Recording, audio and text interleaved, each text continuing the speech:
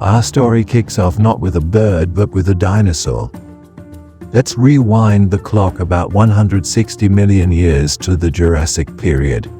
The world is dominated by giants but hiding in the shadows.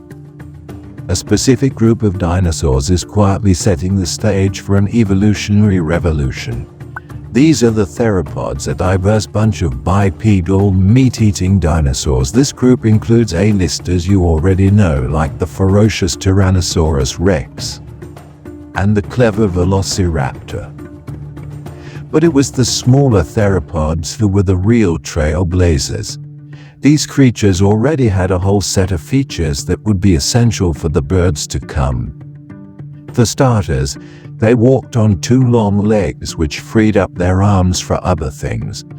Their bones were hollow, a trait that made their skeletons surprisingly light without losing much strength.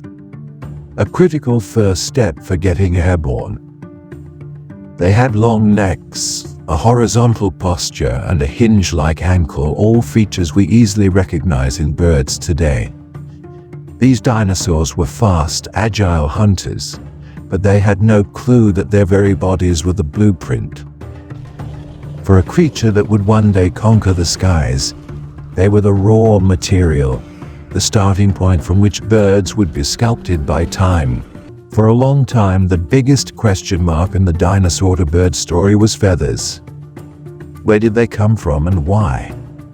Well, thanks to some mind-blowing fossil discoveries, we now know that feathers evolved long before flight. They didn't just pop up overnight as perfect aerodynamic structures. The very first feathers were simple, hair-like filaments that scientists have nicknamed dino fuzz. The leading idea is that these first feathers weren't for flying but for something much simpler: staying warm. Like a downy coat, these primitive feathers provided insulation, helping these active dinosaurs regulate their body temperature. Incredible fossils unearthed in China since the 1990s have completely rewritten what we thought we knew. We now have proof of more than 30 species of non-avian dinosaurs decked out in feathers. Some, like Archaeopteryx, had long, structured feathers on their arms and tails. Not for flying, but probably for showing off, attracting mates or scaring rivals, just like a modern peacock.